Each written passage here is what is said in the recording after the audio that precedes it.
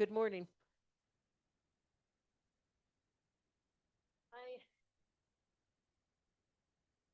When I was asked to moderate by Beatrice, and when she asks you, you know you're going to say yes, I said, of course, any session. And then I discovered that the session that I am going to moderate, I get to introduce Antoine Kremer.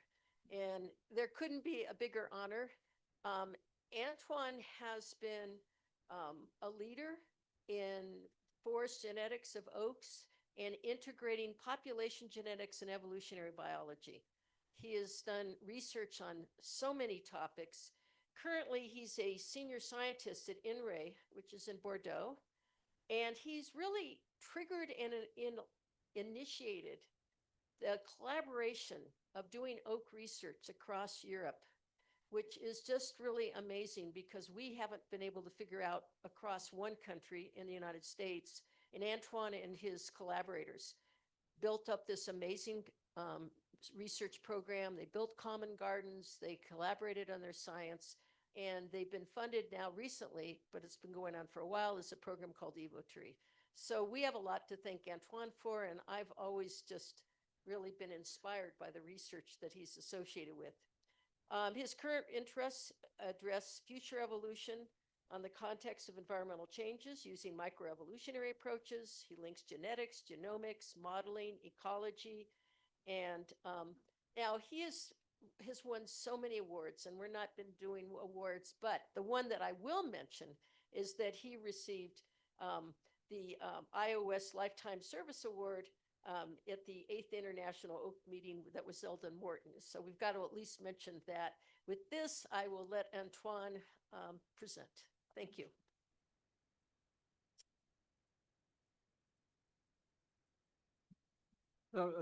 Thank you, Victoria. Thank you for the introduction. And I'd like to thank also the organizers of the meeting for this very well organized meeting. I should say this is the second time I'm participating to an oak meeting in Oaxaca. I think it was about 20 years ago when the Society of the Mexican Society of Ecology, I think, organized a meeting here about oaks. And in those days, Antonio invited me. And on the way back to Morelia, we were chasing acorns and oaks. And this today reminds me about this very interesting trip that we did some 20 years ago.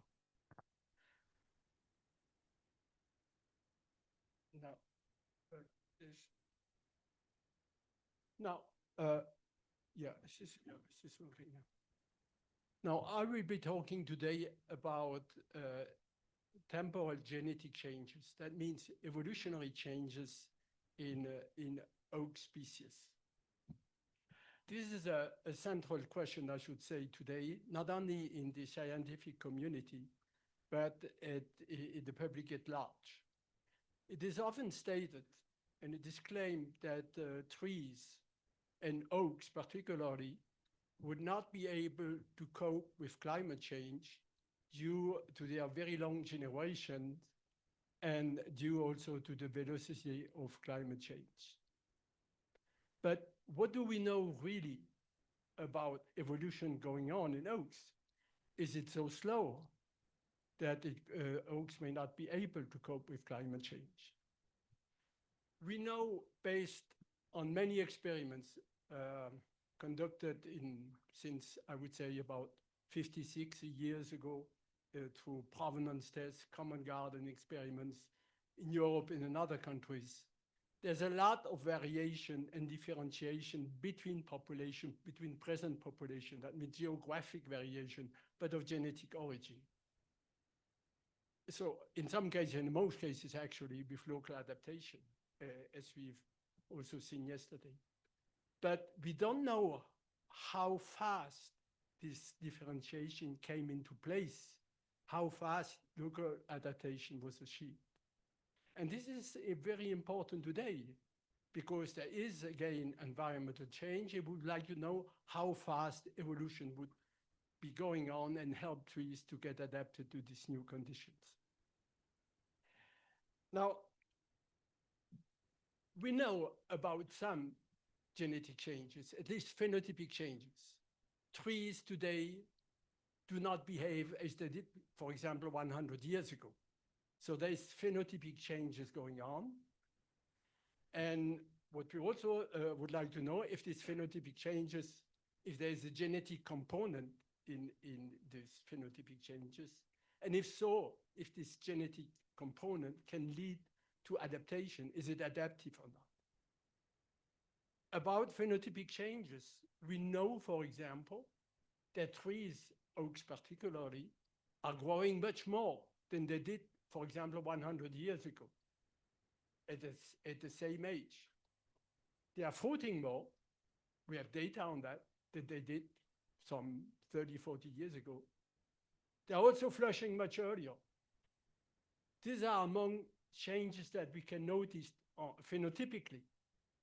But I will be targeting here the genetic basis of this. Is there a genetic component in these changes? Are trees changing also genetically? In which case, it has an evolutionary impact. It might help the trees to get adapted.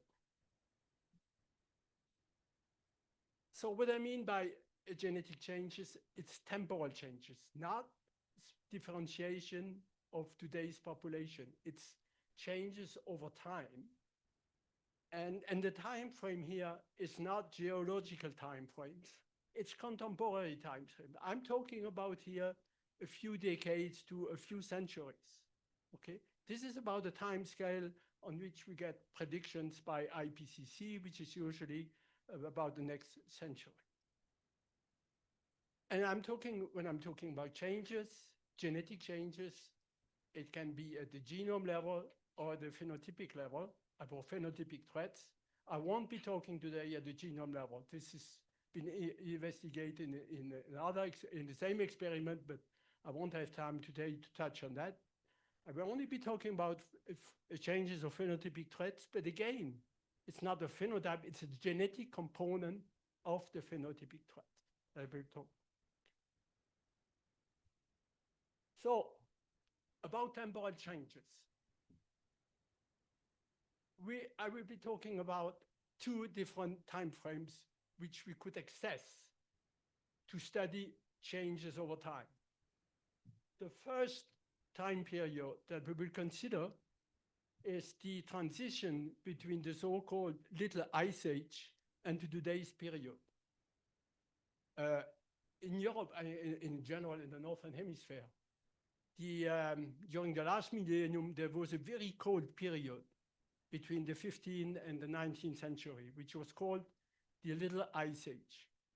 Everybody agrees on that. There are many elements that show that this Ice Age was going on. This is the Ice Age. There are arts that show paintings that show how cold the climate was. There are historical records. Nobody discusses anymore the occurrence of that Little Ice Age. So here we have a transition over 200-300 years with globally a change from cold periods to warm periods. And then a second time frame that I will consider is the changes, the time between one generation and the next one, over two successive generations. And so that will be my first part of, I will be checking if there are genetic changes over these two periods. So if there are changes, I will be consider what actually triggers, what makes that changes occur. What are the mechanisms that underline genetic changes? Is it genetic, demographic drivers? Are there evolutionary mechanisms? And more importantly, can humans interfere? Can they enhance these genetic changes and contribute to increase evolutionary change and adaptation? So this will be the second part of my talk. The study species, of course, for those who are not familiar with European species, very briefly, I will be talking mainly about one single species. It's intraspecies variation, it's microevolution, so I'm talking about what's going on within one species. And the species is sessile oak, which is widespread in Europe, just a few characteristics. It's a long-lived species. There's well-documented history, a long tradition of silviculture, and it has been intensively investigated in research. So let's come to the first time period. This work was done by different postdocs here, Thomas Kenyar, Yun Chen, and Dunya Saleh. So here, again, I will be looking about changes between the Little Ice Age and today. And this is a graph here of the anomaly temperature changes. Is there a point? Yeah. You can see the changes of temperature between the 15th century and today, and the temperature was much cooler during that period. This is the period called the Little Ice Age. And actually, the warming that we see today started in the mid-19th century, just after 1850, and this is what is called the Anthropocene. So here we have a clear warming, actually. Warming started much earlier than we know at a reduced scale. On average, it is stated that the difference in temperature was about 1.5 degrees between the Little Ice Age and today. Now, luckily, in oaks, we have trees, and I should say the whole population that are more than 300 years old. Okay, so there are still populations, living population of oaks, of sessile oak, that have undergone on this transition between the Little Ice Age and today. So this is material that we use to study genetic changes over this time period. And to do so, we took advantage of the even age management regime in France, I think in Europe in general. Oak stands are in most cases managed with what is called the even age management. What does that mean? A forest is divided in different compartments. A compartment is about 10 to 20 hectares, so that means and all the trees in the given compartment have the same age. And the age classes are distributed evenly. So in a given forest, you see the different compartments. And we selected compartments where all the trees, for example, were about 340 years old, though they were created in the 1600s. Okay? And to be sure about their age, we made increment course and measured exactly the age. So we took what was called sampled 4 different cohorts to span this time period between the Little Ice Age and today. And we analyzed genetic differences. Now, this was done on a whole genome basis, but as I said earlier, I won't talk about this today.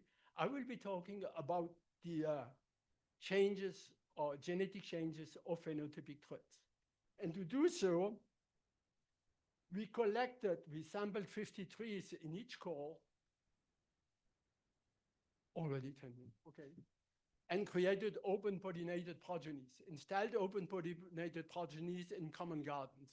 So by installing common gardens, we could assess genetic differences between the different cohorts.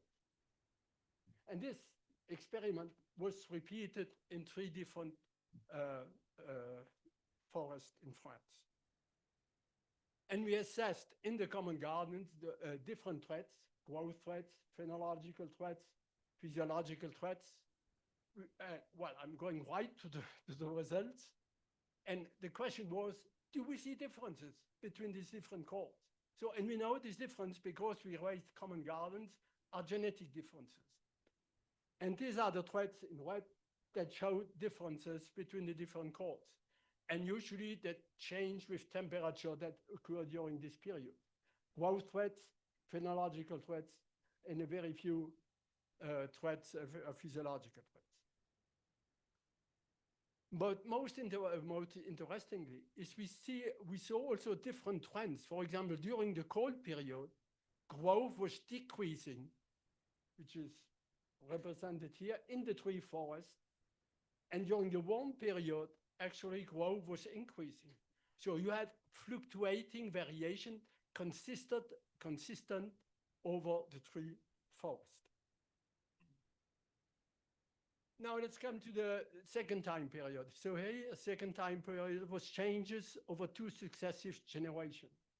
And this was done by using standard evolutionary quantitative genetics, but in situ, not in controlled pollination. The work was run again by two postdocs, Laura Truffaut and Hermine Alexandre. We worked by considering a stand that was created in the western part of France over two successive generations. So this was the stand, the oak stand, in 1989. These trees were about 120 years old. We genotyped all those trees, grafted them, and nowadays we got all the genome sequences of those trees. These trees reproduced and produced the next stand. There was a clear cut afterwards, well, successive cuts, and then finally a clear cut. And that was the new generation in 2014. Okay. Here's another picture. This was the first generation, the old trees, and this was the new generation. And we did a paternity genetic relationship analysis. So we could assign to each offspring mom and dad in the previous generation. So we have we reassembled a whole genetic background and relationship between the trees across the two generations. By doing this, we were able to use quantitative genetics to estimate the genetic changes of traits between this generation and this generation. We use the same traits than previously: growth traits, phenology, and physiology. And the question again, do we see any changes over these two generations? The response was yes. There was again changes for growth and no changes for phenology in this case. It was a bit surprising, and some changes for physiological traits. So here again, this is a rather short period, but over two successive generations, we could see evolutionary genetic changes. Now the question is do we see any direction in these changes? To answer this question, we compare the changes between the two experiments. So we have temporal monitoring in the age structure cohorts in the different oak forests. And we also have these two successive generations where we assessed changes.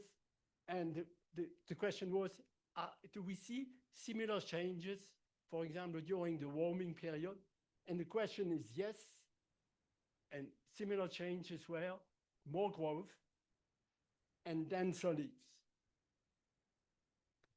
So there's some direction in evolution over this short period. There may be other traits for which there are changes, but due to the rather reduced sampling, we could not access all the variation that may have occurred over these different time periods.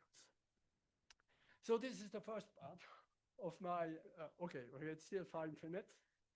Okay, so the main message here is we are here in the frame of very short time period, okay?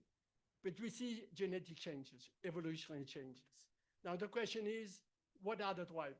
Why do we see changes, okay? Why do we see, for example, changes between generation 1 and generation 2? Just sketch this by having 2 different types here. Why is one type, the dark green type, increasing from generation 1 to 2?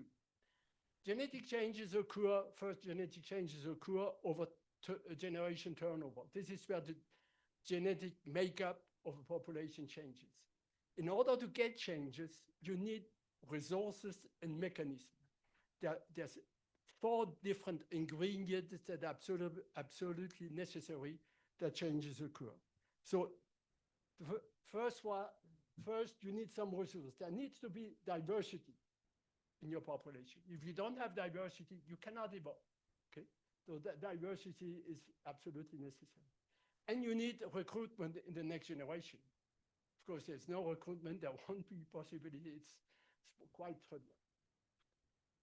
Besides resources, you need mechanism. You need first that your diversity and your trait is heritable, so that it contributes to evolution. So heredity is important.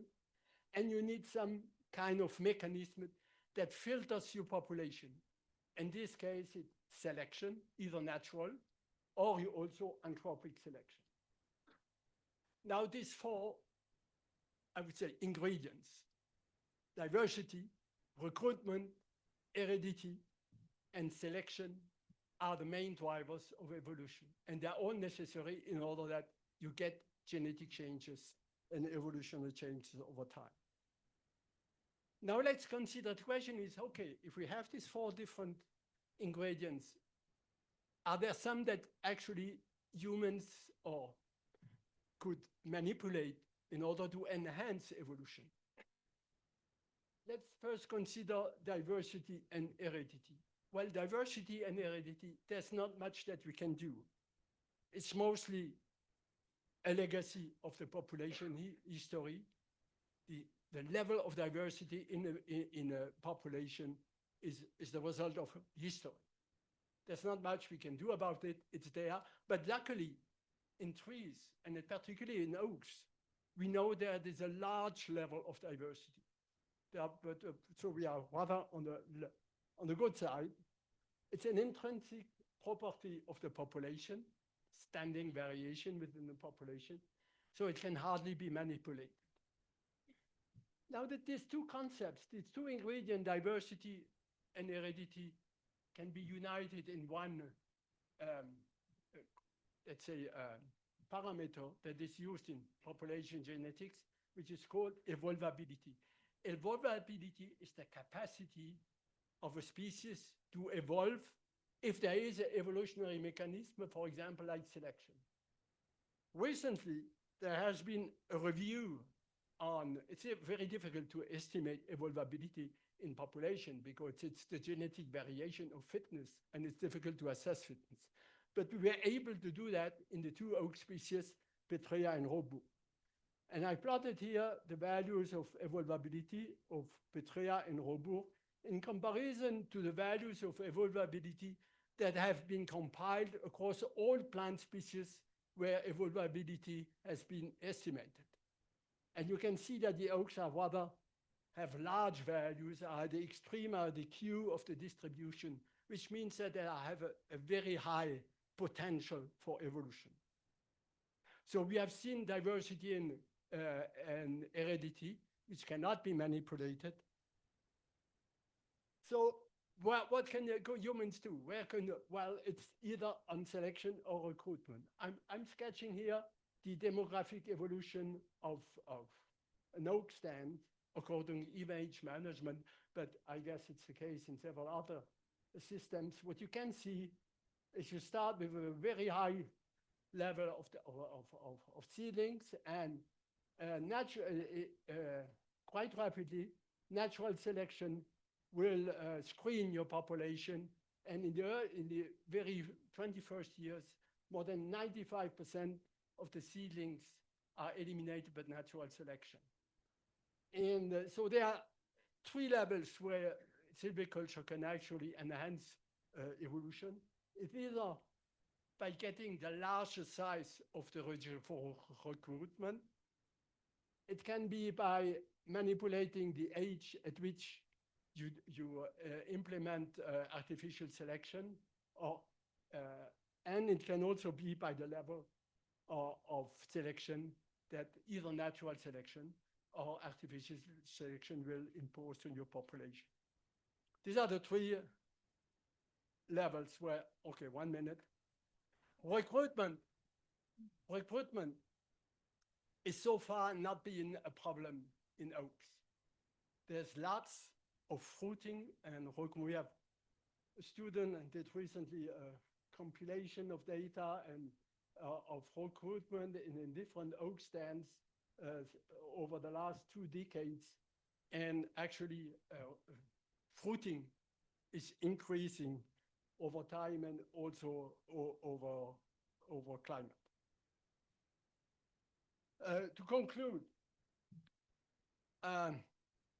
we've seen there's rapid and fluctuation, genetic change going on. Changes have occurred in the past over short time periods and are probably likely going on these days.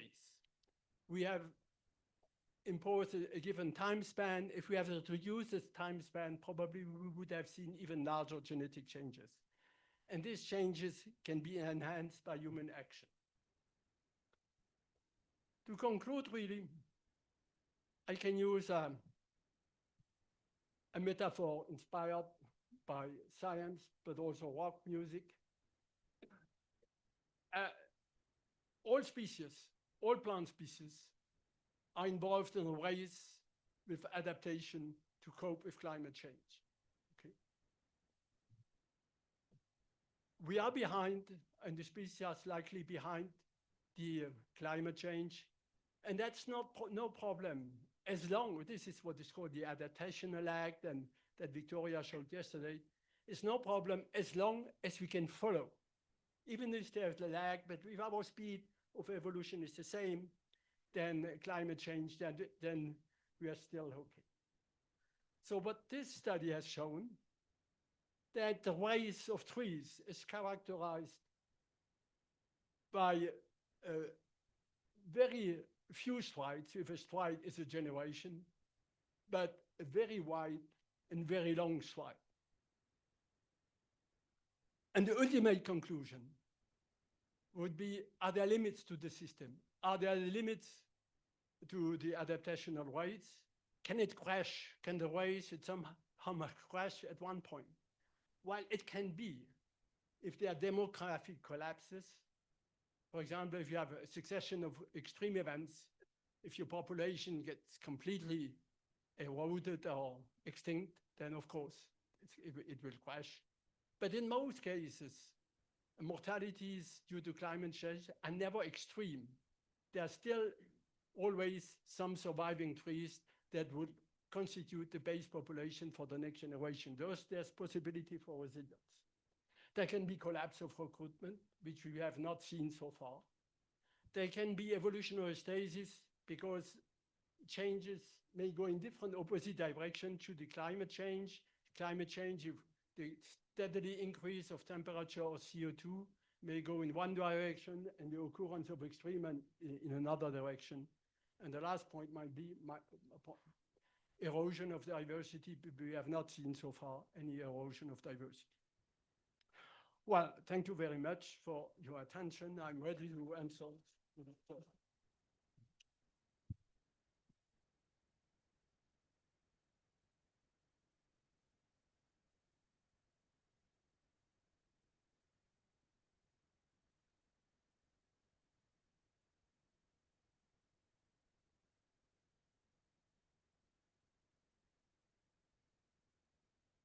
Thank you very much for a beautiful talk. I have one question. So long-lived trees accumulate somatic mutation. So do you think such a somatic mutation can contribute to accelerate evolution? Well, the trees contribute to do somatic mutation. We recently, in oaks actually, by sequencing parent tree and their offspring, we were able to demonstrate that somatic mutation occurring at different level in the branches and were transmitted to the next generation. But the number of mutation was much lower than predicted by theory. Okay. Now, in other words, if it's transmitted and goes into the general rate of mutation, there's no reason to separate somatic mutation from germ plus mutation. But certainly it contributes to the diversity of species. Now, oaks have very large levels of diversity. There's always been a question why we have so large variation. And diversity comes from mutation. I mean, each mutation will contribute. And the probability that the mutation is maintained in the population depends strictly on the size of the population. In most species where the population size is reduced, the new mutation that are created will disappear. They will not be maintained. But in oaks, because of the large population size, they keep on accumulating diversity. A colleague of mine uses the term saying, oaks are obese in diversity, but they just don't lose it. They just continue to accumulate it. because of the large population size, and they don't lose the new mutations that are created. Thank you. Thanks. And this, of course, as I explained, level of diversity is necessary for evolution.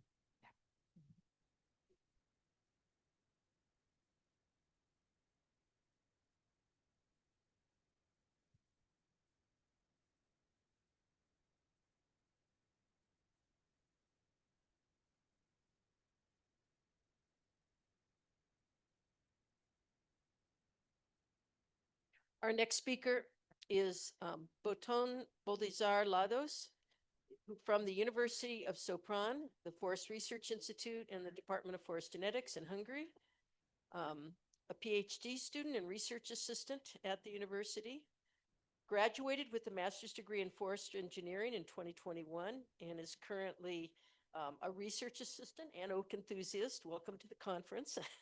And focuses on population genomics of oak species in Central and Southeastern Europe and studying particularly Turkey oak populations across Central and Southeast Europe.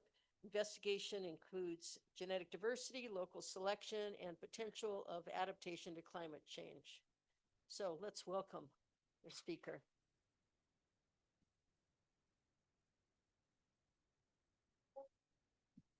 Thank you very much for the kind introduction.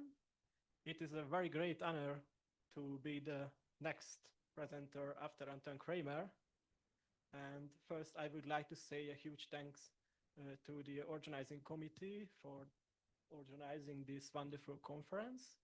And I would say a special thanks to Beatrice Chassi, who introduced me the iOS 3 years before. Without you, I couldn't be here now. So thank you so much.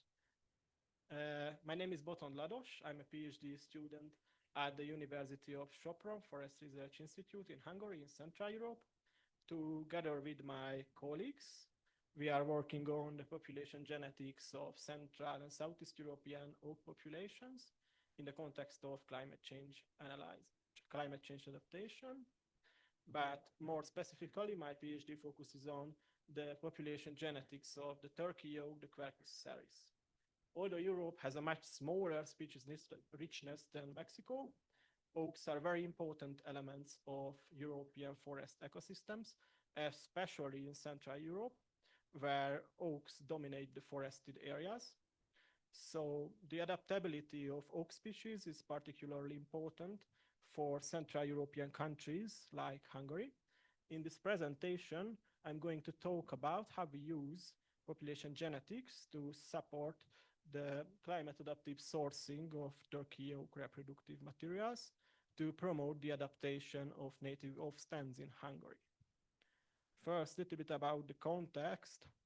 My little country, Hungary, is located in the middle of the Carpathian Basin, surrounded by the chains of the Carpathian Mountains. This area is mostly flat, dominated by large plains, with only smaller mountainous areas. The climate here is predominantly continental, with hot summers and frequent long drought periods. Currently, the forested area is dominated by different types of oak forests, but now we have very serious drought problems. In the recent years, we have experienced very severe summer droughts, which are pushing oak forests to their drought tolerance limit. Furthermore, even under the most optimistic projection, climatic conditions are expected to have a big effect on the distribution of forest types in Hungary. With decreasing precipitation, the steppe zone is likely to expand, and by the end of this century, semi-desert areas may have even emerged. So in this situation, we are seeking for solutions to promote the adaptation of oak forests in Hungary. Fortunately, there are some truly wonderful oak species in Hungary, which are maybe able to cope with drought conditions if we help them a little bit. Hungary's forested area is around 2 million hectares, of which oaks account for around 33%. There is only 4 native oak species in Hungary. 3 of them belong to the white oak section, section Quercus, and only 1 belongs to the cork oak section, section cerris. Although there is a small species richness in Hungary, the level of genetic diversity in the population level is relatively high, and there is an extensive gene flow between the members of the white oak section, and this process is helping them to capture adaptive alleles from relative species, thereby accelerating the process of natural adaptation. However, the rapid pace of climate change is posing several challenges to natural adaptation. For instance, droughts are reducing the frequency of masting years, and acorn crops are often of very low quality. In addition, the invasion of the North American oak lace bug is causing serious problems in oak forests in Hungary. In this situation, the climate adaptive sourcing of reproductive material could be a promising solution. This is a form of assisted population migration. It builds on the intraspecific variability of the species. In this method, we try to select provenances with higher drought tolerance and transfer their reproductive material to target sites in Hungary. This method has 2 important advantages. First, there is no need to change the local species composition by introducing native species with higher drought tolerance. And second, there is also no need to introduce non-native species with higher drought tolerance.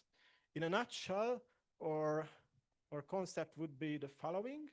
We would like to select populations in Southeastern Europe to be the source of reproductive material, and we would like to transfer their seeds to northern areas with projected climate similar to that of the southern populations.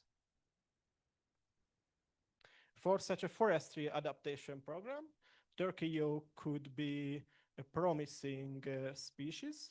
It is because Turkey oak has a very large intraspecific variability, and it has also a higher drought tolerance and more frequent masting than other native white oak species.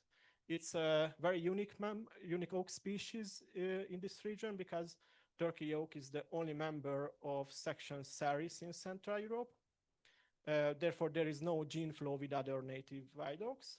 It has a relatively large range, which extends from southeastern France to Turkey, and it reaches its northern limit near to the Czech Republic. Currently, Turkey oak is the most abundant oak species in Hungary, so it has a relatively large forestry importance, despite that the wood of Turkey oak is used only as firewood here. In addition, according to climate-based projections, the climatic conditions is expected to be more suitable for Turkey oak across larger areas of Central Europe. So Turkey oak could be a winner of climate change in this region. The general objective of our study was to support decision-making in reproductive material sourcing of Turkey oak through genetic investigations. In the current phase of our study, we surveyed the genetic diversity and the population structures in both the potential target region and in the source region, which is the Balkan Peninsula, and with a particular regard to the southeastern corner of the peninsula. It is because, according to my colleagues' climate-based analysis, this area could be the most important source region for reproductive materials. To this end, we carried out an extensive sampling in 2022 and 2023. We try to cover evenly the study region. As a result, we collected samples from 32 natural turkey yolk populations, and this sampling set comprises more than 300 samples from trees. For the sampling, we selected only stands of natural origin or those regenerated from their own seeds to represent only the local genetic diversity in the genetic investigations. All the stands were mature and often mixed with other oak species like Quercus petrea or Quercus pubescens or Quercus frainato. During the fieldwork, we collected tree ring samples, soil samples, as well as fresh leaves for DNA extraction and herbarium preparation. For the genetic analysis, we used a large resolution marker system called double digest restriction site-associated DNA sequencing. By using this method, we are able to obtain a high number of genome-wide SNP markers. We use the NovaSeq platform to genotype the 321 individuals. For the SNP calling, we used a reference mapping pipeline in which we used the turkey yolk reference genome for mapping. As a result, after the filtering, we obtained more than 13,000 SNPs for genetic analysis. During our investigations, we analyzed the genetic diversity and population structure, as well as their geographic patterns in the study regions. In Europe, the genetic structure of modern oak populations are strongly affected by the last ice age. During the cold phases of glacial periods, oaks survived in isolated southern areas of Southern Europe. And this isolation led to interspecific differentiation. After the last glacial maximum, a northward migration began from these isolated areas, and consequently, specific geographic regions were often recolonized by different genetic groups. And we can see this exact picture in the genetic structures of turkey yolk populations. As a result of fast structure analysis, we identified altogether 5 different genetic groups inside the study region, 2 larger ones and 3 smaller ones. There is a larger genetic group in the western part of the Carpathian Basin. It comprises almost all the Hungarian populations. There is another large group which extends from the central to the eastern part of the Carpathian Basin, and it penetrates northward the eastern part of the Carpathian Basin. And in addition, there is also a large admixture zone of the 2 largest genetic groups. In addition, we also identified 3 smaller groups. 2 of them are located in the southern regions of the Balkans, one in the eastern corner and one in the western corner and one in the eastern corner of the Balkan Peninsula.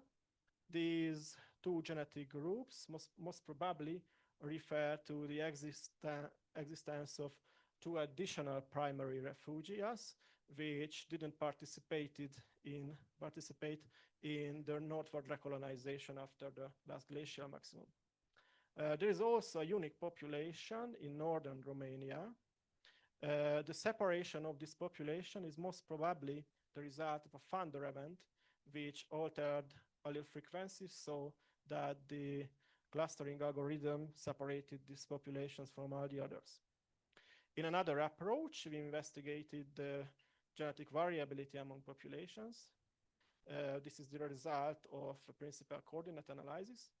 Here you can see a gradual east-west separation of populations with an admixture zone in the central part of the plot. In addition, the outlier Romanian population is strongly separated along the second principal axis. In terms of genetic diversity, you can see the two most characteristic indices, which is the observed heterozygosity and the allelic richness.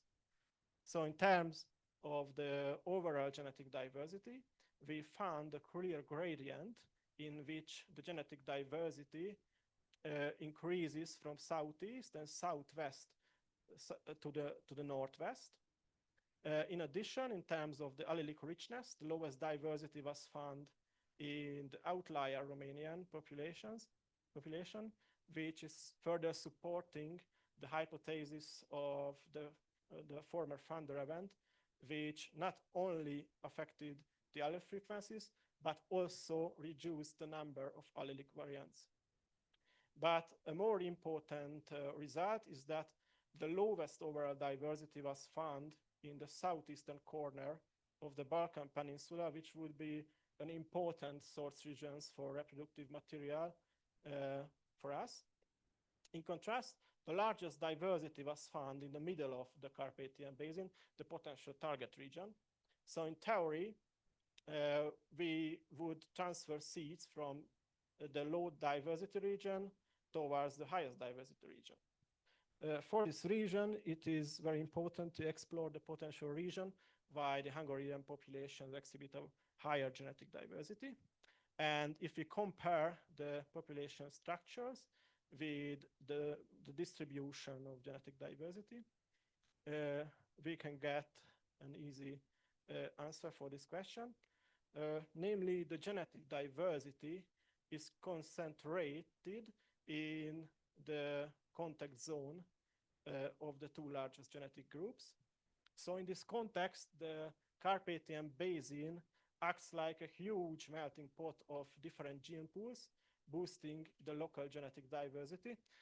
So good news for Hungarian turkey yolk populations. This surplus plus of genetic diversity could be a key to their successful adaptation in the next decades. According to our results, some important conclusions can be drawn for the climate adaptive sourcing of turkey yolk reproductive materials. Some of them may also be relevant for similar assisted migration programs. First, turkey yolk populations, like other European oak populations, exhibit large genetic diversity and characteristic population structures specific for different geographic regions.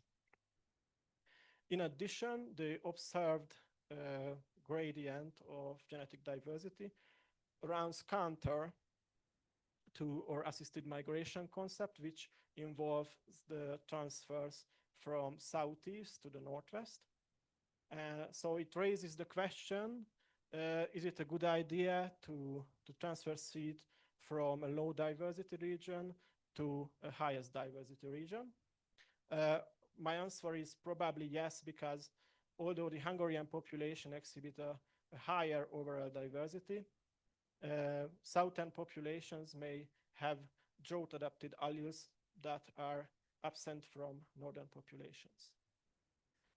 Nevertheless, the implementation of assisted migration should be careful to avoid harming local genetic diversity. It should be used only where it is necessary, and results should be monitored. It is important that Hungarian populations has a high genetic diversity, so we would like to primarily use this variation for forestry adaptation. So assisted migration is always the second opportunity. In addition, our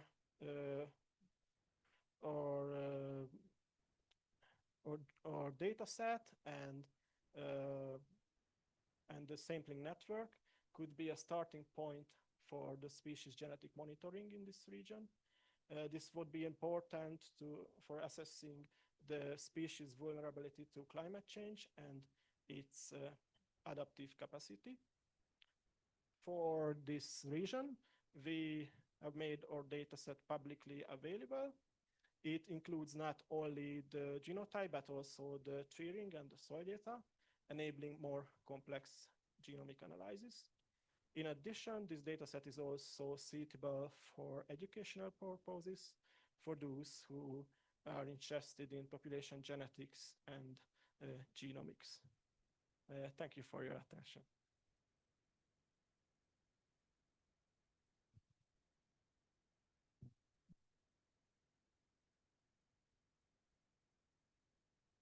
Wonderful talk. Thank you very much. We have time for questions. Does anyone want to question in the back? Hello. Yeah, I like this as a contrast of what I feel like I've seen two approaches to climate change in oak forests, either selecting for particular traits that are desirable or relying on standing variation to guide us through climate change. I think exemplified by the difference between Antoine and Victoria's talks. Do you have a sense as to when each strategy is better, like when to go to places where you think the traits are what you want versus when to rely upon the high diversity of traits in the current environment? Thank you for the great question.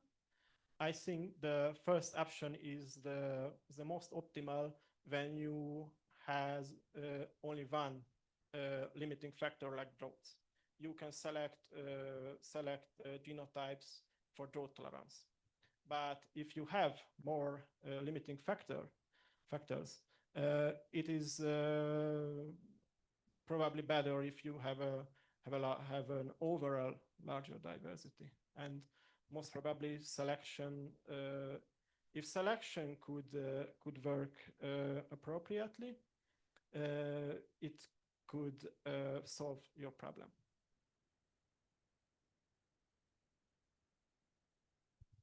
Great talk. I was curious if you could tell us about other examples of assisted migration that are currently ongoing. We are working on only this type of assisted migration, but there is also another type of assisted migration, which is the assisted species migration. In this approach, you try to move a species, not populations, but a species in the geographic space, and you try to find the optimal, try to find the places which will be optimal in the future for the species. Just a quick follow-up. I think I meant for trees, are there experiments ongoing using the first type of assisted migration right now? Unfortunately not, but we are working on that. We need a mic over here just a second. Up in the front row. Hi, yeah. What would be the timeline for starting the project for planting the oaks? Maybe the next year or in 2027. And how many sort of tree seedlings are you thinking of growing? And Sorry? how many seedlings are you thinking of growing? How many trees? I don't know yet. Probably around few millions. We want to try more provenances on a larger area.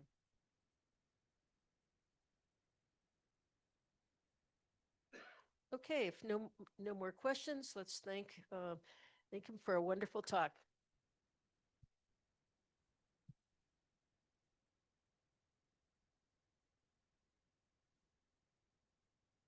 So the next speaker is Dr. Blair McLaughlin. She's from the University of California at Santa Cruz, conservation ecologist, and she's co-director of the Conservation Science and Solutions Lab in the Department of Ecology and Evolutionary Biology.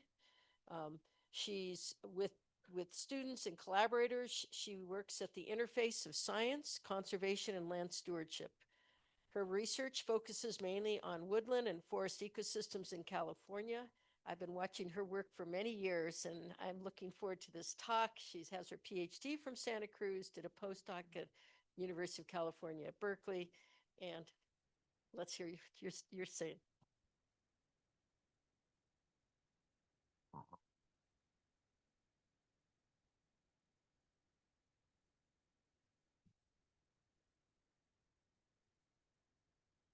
Okay.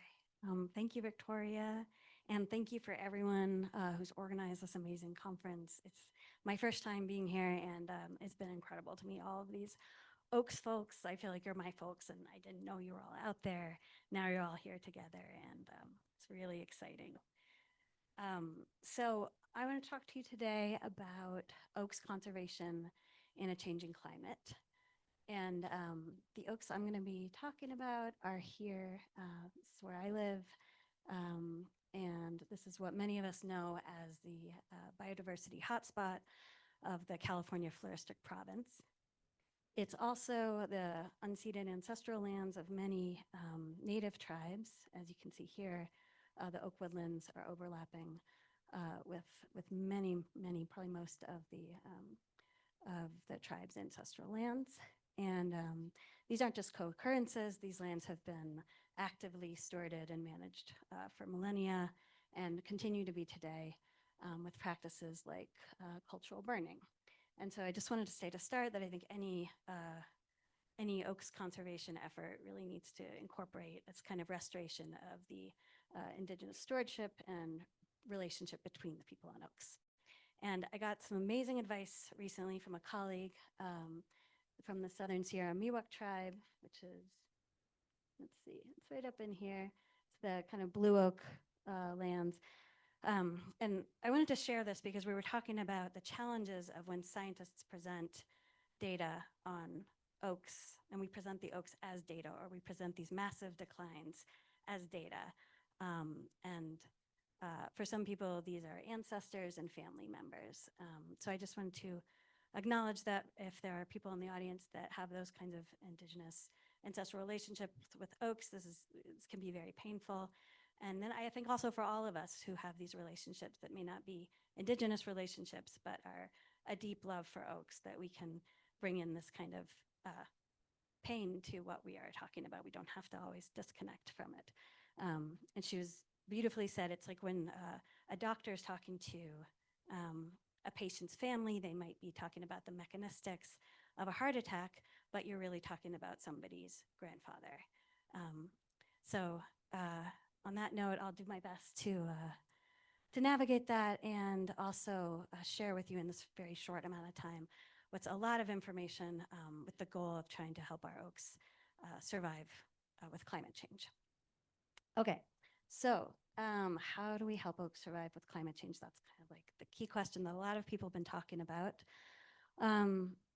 One thing we can do that I'm going to talk about quite a bit today is, I think, prioritize our species risk assessments in ways that incorporate climate vulnerability and use our projections of climate futures to really get these assessments to reflect the true nature of vulnerability of species, which is not systematically happening right now. We've talked a lot about protecting genetic resources and increasing genetic resilience.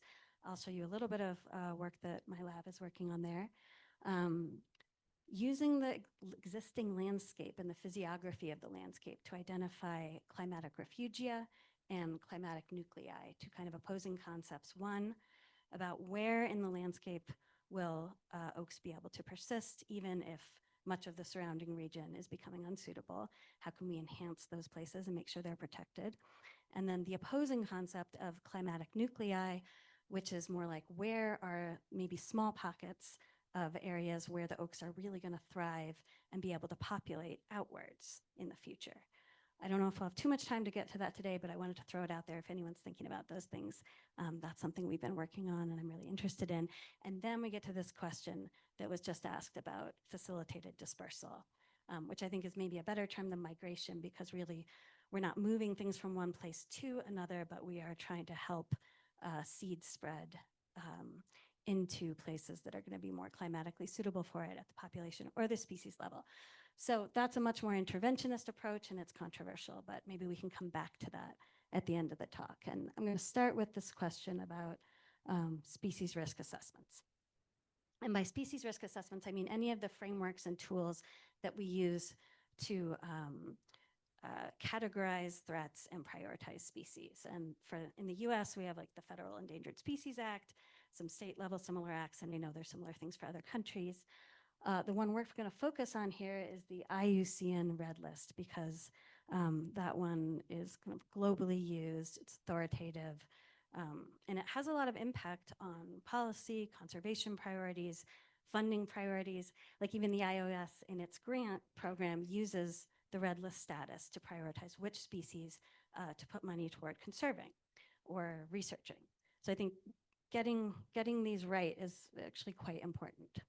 So what we asked is how much of a species' existing distributions are likely to be lost with climate change? And then how would their current IUCN Red List status change if we applied those projections of distributional loss? And these, okay, so actually we did this for 27 of the foundational endemic and near endemic species in California. But 9 of these were oaks, so I thought I would share the oaks data and results with you today. And so these are most of our more widespread oaks, except for Engelmann up there at the top. And as you can see, they're listed with their current Red List status. And this LC, whoops, oh no, hang on, the LC is least concern, so not worried about those right now. Valley Oak has the near threatened, but that's not an official listing. That's just a let's keep an eye on this one. And then Engelmann Oak, which is the most range restricted species up here, is actually listed as endangered. Okay, so I'm going to take you quickly through the IUCN Red List criterion that I think we can use with our climate change projections. That's A3. And what this is basically saying is that for species like most of our oaks, where 100 years is definitely within 3 generations, if the species is projected to lose over 80% of its distribution over the next 100 years, so to 2021, 25, then it can qualify as critically endangered. Similarly, if it's more than 50%, it can qualify as endangered, and 30% it can qualify as vulnerable. And I'll note that this criteria can be used independently to qualify for listing. So it doesn't need to have anything else, any other criteria met. And so far, climate change projections and distributional projections with climate change have not been systematically included in this. And I think I'm going to argue today that they should be, because this is very nice quantitative, clear empirical criteria that we can use and apply the climate projections to. Okay, so what we did was for all of these oak species, we reviewed all of the literature on climate niche models, species distribution models that project future distributions with climate change. And we also have a project where we're kind of running all these ourselves, but we wanted to do this as kind of a demonstration for how people could do this with other oaks if you don't have the capacity to run these models on your own. Okay, so we reviewed the literature, we synthesized high and low estimates from each study for each species, okay? And we extrapolated the results out to 2021. That's that 100-year period that matches with the A3 criteria. Okay, then we applied the estimates of range loss to the A3 criteria, and then we compared the species' current red list listing status with the climate-informed listing status. And this is how I'm going to show you these data. I'm sorry it's a little small. You might not be able to read it. But I'll throw the data up in a second. But just so you can see, kind of orient you to it, the most important axis to look at here is the x-axis, and that's going to show you the percent loss of the existing range by 2025. And here we have the 30% line, right? So anything over here is going to be least concern. It's not going to qualify for additional listing. Anything to the right of that line is going to be qualified for vulnerable. Anything to the right of this 50% line is endangered, and anything to the right of this 80% line for critically endangered. And the high loss estimates are in this orange color, low loss is in gray. And so for each species, you're going to see a pair of that orange and gray dots representing high and low loss estimates. And then just to tell you, on the y-axis, that's the absolute area of the range remaining. Okay, so I'm going to throw up the data, and that's a lot to look at, I know. One thing I'll draw your attention to is that this box up here is a zoom in on this corner, because so many of the species were piling up in this really critical area, and we needed to be able to see them a little more easily. So you can see each pair represents a species, and I'll show you where the oaks fall. So this is our coast live oak. It's a, okay, oh man, I'm gonna rush through the methods because I'm happy to talk more about them later. Okay, coast live oak is here. So both its high and low estimate are to the left of the 30% line, so would not qualify for any additional listing status. Here we have the black oak and canyon live oak. It's a little bit different profile. The low estimates you can see wouldn't qualify for anything additional, but the high estimates move into vulnerable. And then these are the ones that I think are most concerning. We've got blue oak and Oregon oak, where the low estimate would qualify it as endangered, the high as critically endangered. And then this little trio over here of valley oak, tan oak, which is not actually an oak, but culturally it functions as such, so it's in there. And Engelmann oak, both the high and the low estimates put it at critically endangered. And I want to emphasize, this is not that it would be critically endangered in 100 years. This is that it would qualify for it now based on these projections of declines. Okay, so if we look back at the listing statuses again, you can see that they sort of become progressively more dire here, and this group is the one that I think is most in need of attention because we've got them listed right now as least concerned, and depending on where you want to go with the estimates, they probably should be either endangered or critically endangered. The little stars here represent areas, species for which none of the current distribution is projected to be climatically suitable by 2125. Okay, so that's a lot.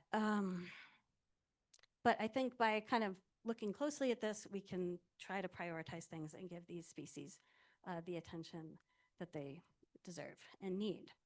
The other thing we asked in this context is, given that climate change is already happening, we're seeing in this region more severe and frequent drought, an overall drying trend driven by an increase in temperature, about 3 degrees of warming Fahrenheit over the last century. You can kind of see that here. I won't spend a lot of time on that. But because of this ongoing warming, if these models are correct, right, if the species are really sensitive to climate in the way that we're projecting, we should start to see demographic shifts that would be expected with climate change. So changes in mortality and recruitment patterns, because that's how this is going to happen, right? So we again went into the literature and we synthesized all the studies we could find on these species that looked at changes in mortality and recruitment in relation to climate change. And these studies, to be included, needed to have 2 time periods. I won't go through this too much, but they needed 2 time periods and a spatial component, so we could really look at what's going on with change over time. So we integrated all of those studies into what I'm calling a demographic response score that's over on your y-axis here. And 0 means that there was no observed change. So we are not yet seeing in these field studies a response in recruitment and mortality that we would expect with climate change. A score above 0 means that we're seeing those patterns of recruitment and mortality that we would expect with climate change. And a score below 0 is that the responses were inconsistent with what we would expect with climate change. And then along the x-axis is the projected climate risk that I showed you earlier. So here's our species again. Coast live oak, if you remember, had pretty low projected declines. Also, no observable response yet. Okay, so that's kind of nice when these things line up, and some good news. Black oak also had a relatively low projected climate risk, but a higher observed demographic response. So that might mean, for a species with that profile, that they are more vulnerable to climate change than the models are suggesting. Then we have this trio over here, blue oak, interior live oak, and valley oak, where we are seeing both the high projected risk that the models are saying, and we're already seeing these demographic responses on the ground. So I think for those species, that's what we really need to pay attention to when we have those high projected threats, and we're already starting to see them playing out on the ground. And this is just all the species, and I wanted to share that although some are falling off of this line, there is kind of a nice relationship between the projected climate risk and the observed risk, which can, I think, give us a little bit more confidence as we look at these models and try to decide how to respond in terms of prioritization and conservation investments. Okay, so the take homes here from this part, I think, are that there's a wide range of predicted and observational, observed distributional responses for oaks in this region. Oh boy, okay, we gotta go really fast. IUCN status may not reflect the true vulnerability of the oaks because of climate change. And when you've got both that high projected vulnerability and already observed responses, this is where we probably need to pay a lot of attention. Okay, quickly gonna go into the genetic resources and how we might use the genetic diversity of populations to improve the resilience to climate change across a species distribution. So this is a map of the blue oak distribution here, and my graduate student, Sushmita Pudel, collected seeds from across this very big climate gradient. You'll note it's 25 centimeters at the driest site, 100 centimeters at the wettest site. This is a species with a very big climatic gradient. And then she grew these up in the greenhouse for about 3 or 4 months and then stopped watering them. And we did a bunch of physiology on these and trait collections, but I'm just gonna show you the main take-home slide here. And this is showing you on the y-axis, % of seedling survival after about 3.5 weeks of no watering. On the x-axis, we have the source populations arranged from driest to wettest. Okay, and you can see this very clear response of the seedlings from the drier sites being much more drought tolerant. After about 3.5 weeks, the seedlings from the wettest site there were almost all dead. In the driest site, about 50% of the seedlings were still alive. And I'll also note that this this result holds even when we account for seedling size. So this is not just a result of smaller seedlings depleting the pots faster. Okay, a couple of things I want to take home from here is, so I heard a little confusion about this in the last couple of days. This site here, is this site inherently more resilient to climate change? So I would say no, it's not, because it's already at the very edge of its climatic distribution. And that edge is also getting warmer and drier along with the other places. So most likely that's actually gonna be one of the more vulnerable sites because they're already so close to the edge, it's gonna get pushed over its physiological tolerance. And I think the value there is in being able to use those genotypes to create resilience in the rest of the distribution. Also, I want to mention that these were not the fastest growers necessarily, right? So, and there's reason to believe, because the plant economic spectrum, that fast growth and drought tolerance may actually be inversely correlated. So I think, getting the fast growers into the restoration plantings is fantastic. It gets them above the browse line quickly. They can outcompete other invasive vegetation around them. But I think these really drought tolerant ones also need to be in the restoration mix, and they can complement the fast growers.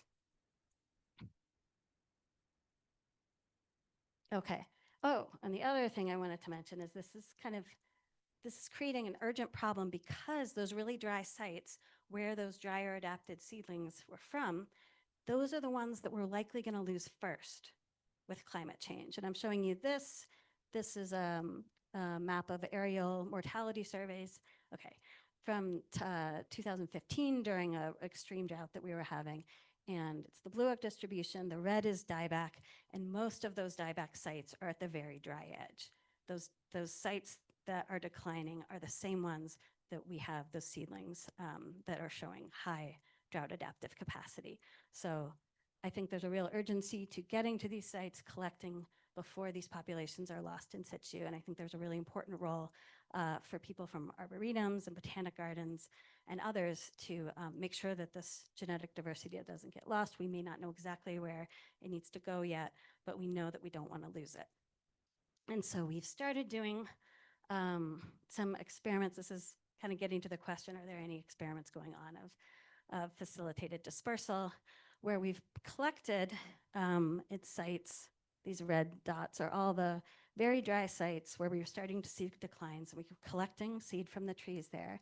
And then they're being planted in what we're calling a kind of participatory dispersed field gene bank. And they're being stewarded by land trusts, private landowners, ranches, NGOs across the area that's likely to be more climatically suitable for longer.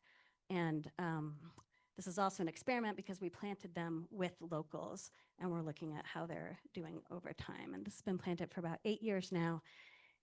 And we need to analyze the data, but the first year data showed that they didn't all die when we moved to them, which was good because they're in sites that are probably now too wet for them, but eventually will become drier. And if we can get them established in, there, that could add some resilience into the future landscape. How am I doing on time? I'm done. Okay, I'm supposed to be done. Let's go. Okay, we can't talk about climatic nuclei and climatic refugia, but if anyone is interested, come talk to me. We have a couple papers recently out on those that I'm pretty excited about. And in terms of facilitating dispersal, I think that the answer has really got to be species specific.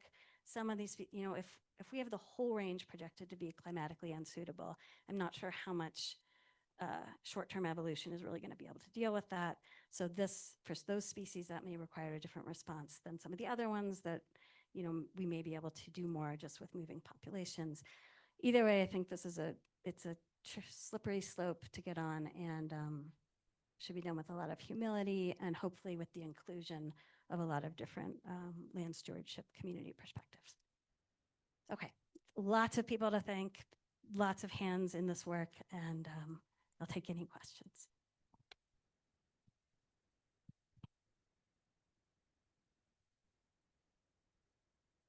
So we have time for one, maybe two questions.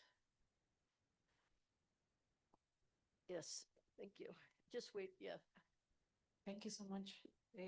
I wonder if selecting, for example, certain individuals or populations or for based on drought tolerance traits, for example, what risks there are that they would cover also like tolerance to pathogens, because we might be selecting or moving them to sites where we think that then they will do better than the locals, but then we don't know about all these other factors that are in the environment, including the interactions.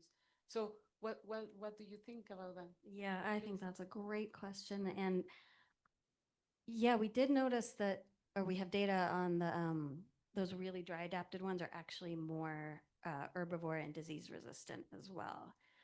But you're right, it's getting into this weird experiment of trying, like, what do you need to move soils? Did you need to move mycorrhizal communities with them? And I think the answer is we don't know. And so we got to proceed carefully and monitor. So that's why when we moved things, we're monitoring those with the locals so we can see, is there some big maladaptation that we're bringing? Is there something else in the system that this dry site genotype is totally unprepared for? And hopefully we see that and we're keeping track of them. And luckily these species don't become reproductively mature for quite a while. So we have some time to watch them. And other than that, I think we're just, it's more about a situation where the risk of not acting becomes more than the risks of carefully trying to do something. But yeah, thanks for your question. We have a question here.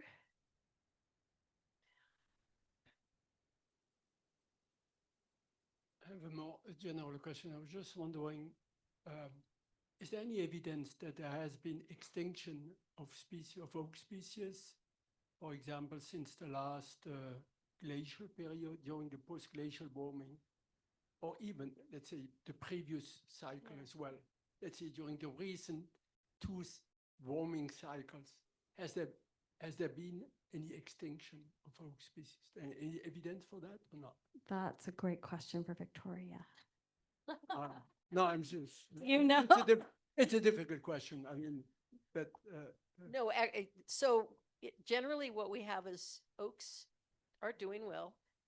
Local populations go extinct, so we have lots of evidence of that. But in terms of the historical species in California, at least since the last interglacials, I think they've been, the distributions have changed, local populations, but that we have local extinction. we but don't the have- species yeah, has not, right. it has been moving or other Right, places, right. but globally, no extinction. Yes. Right. And I think the big difference we have now is the rate and magnitude of climate change that is different from what it was previously. One more question in the back, and then I should move to the next. Um, Rebecca. Has there been any discussion with the IUCN to change its criteria to include climate conditions? No, but we're hoping when we publish, this paper's in review right now. And I think that we would love to have those discussions. I think actually the criteria are okay.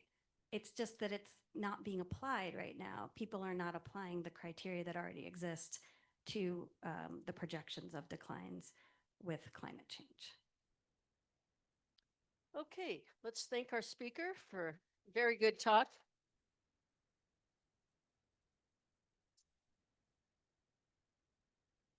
And I'm now going to introduce Angela Moskow, who is with the California State Wildlife Foundation. She directs the California Oaks program at that foundation, and it's committed to conserving, restoring, and maintaining habitats and corridor linkages to ensure biological diversity. And the program works to conserve and perpetuate the state's primary old growth resource through the publication of informational resources about oaks, the preparation of comment letters about projects with oak impacts, and the support of the California Oak Coalition, which brings together 86 international, national, tribal, state, regional, and local organizations. And Angela's really is a leader in our oak conservation community in California. So thank you for your talk today. Thank you, Victoria. Having that coming from you is very meaningful. And hola, very happy to be here. I started my little stopwatch. So I'm going in a somewhat different direction today. I'm talking about oaks and their fungal partners. On the left of the slide, we see fungi that are emanating from roots, and those are called hyphae. And California's native oaks ecosystems support a great diversity of mycorrhizal fungi, and vice versa, they support California's oaks ecosystems. And I did this slide before I got to the part of oak origins that shows a much longer evolution of our California oaks. And all of you got that memo, but I didn't. But Quercus is the most diverse genus of ectomycorrhizal host plants. And ectomycorrhizal refers to the mycorrhizae on the deep roots. So we know California's oaks have been evolving for many millions of years, and also the fungi have been evolving as well. And in general, those are mutually beneficial relationships which support our oak communities. Going to just give a short overview of our organization. California Oaks used to be California Oak Foundation. A lot of people still call us that, but that changed about 10 years ago. We're now part of the Wildlife Foundation. And our work is focused on conserving and perpetuating California's oaks, which are our state's primary old growth resource. And we're very small. I am the oak program, but we do a lot of partnering. And one of the important partnerships is with the Global Conservation Consortium for Oak. We're focused on blue and valley oaks. And we have an oak work group, and Karina Orozco in the audience is one of the leaders of that effort. We also, as Victoria said, have an Oaks Coalition. It's now up to 89 members. And we actually recruited somebody from Portugal at the last conference, so you're all welcome to join. The criteria is that you believe that California's oaks should remain standing. We do a lot of work with decision makers, and we also publish materials online as well as print. And twice yearly, we do a newsletter. And in the spring, summer of 2024, the newsletter was an Oaks Underground Report. And there are a few copies here. There's a link here. I'll share the link later as well. Our work falls into 4 main categories associated with oak communities. Oaks are important for watersheds, oaks sequester carbon, they support California's unique biodiversity, and they're important cultural resources. So these were the 4 ways that we organized our oak report, although the water part was really more on the provisioning of water instead of what oaks do for watersheds. And the story won't go into how oaks talk to each other underground, so I'm sorry to disappoint anybody who came hoping to hear that. And the water and carbon stories are sort of interlinked, but we'll start with water. And I apologize that this slide's image is a little blurry, but it shows ectomycorrhizal fungi actually in bedrock. So the basic story here is that the fungi help provision trees through water and nutrients, and that the trees provision the fungi primarily with carbon. Oaks form surface as well as deep roots. And we talked about the ectomycorrhizal fungi. They're the ones on the deep roots. The arbuscular are the ones on the shallower roots. Some trees have more of one or another, depends on the growing conditions and sites. And the trees can switch from one to the other. And the big story here is that the deep, deep oak roots allow the oaks to photosynthesize deep into the dry season. So what I'm presenting today is really building on the scholarship of 3 different people. And the first one is Michael Allen, who's an emeritus professor at University of California, Riverside. He's done a lot of work on oaks and their mycorrhizal associates. And this is one of his experiments. That tree is a black oak, and it's wearing a very stylish piece of metal, and it's growing alongside pines. And this is from a University of California research station. And the study was looking at how the pines and the oaks were accessing groundwater. And the oaks were found to continue their photosynthesis for about 60 more days than the pines. And that's because of their rooting structure and the mycorrhizal associates. So and this is very simplified, but basically during the day, the water and nutrients go up into the tree. Some of the water is transpired, but then at night it flows back out. And with that come nutrients, and it's a very dynamic process. Most studies show that oaks or plants with mycorrhizal associates are able to have a greater rate of photosynthesis. Roughly 5 to 40% of the carbon fixed in a mycorrhizal plant is going back down to the fungi. And Professor Allen-Kade has 3 categories of the provisioning for the trees from the mycorrhizae. The first is the water and the bulk nutrients, but also if you remember that slide that showed the roots penetrating the bedrock, there's the ability to tap into these little pockets of water or nutrients, or to tap into organic material in the soil and make those nutrients available to the trees. And then potentially also the mycorrhizae are able to transform an element from unavailable to available for the oak tree.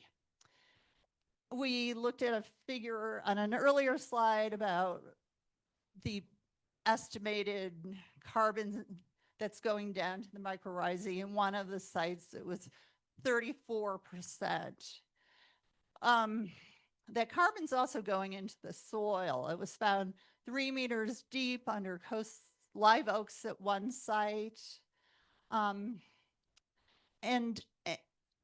our trees, depending on the size of their roots, of their fine roots, have roots that live, in one instance, from 7 to 17 years, depending again on their size. And the mycorrhizae in one instance were shown to live from 2 to 6 years. And when they die, those nutrients are going into the soil, so building that soil profile. And sometimes the nutrients are developing these very long-lived carbon sources. So this relationship's very important in terms of carbon sequestration. The next story about our oaks and their mycorrhizal associates is that biodiversity is being supported. California's oaks are very important for plant and animal communities, and they're also important for fungal communities. Old growth stands of oaks are sometimes supporting up to 500 taxa of ectomycorrhizal fungi. But the story is even more complex, and I'm going to use 2 imperiled owls to just give a quick overview. The first is the northern spotted owl, and that is state and federally threatened. It's associated with the tan oak primarily. Tan oak is not Quercus, but it's in the same family. As others have said, it produces acorns. It's very important culturally. And it's also very important for wildlife.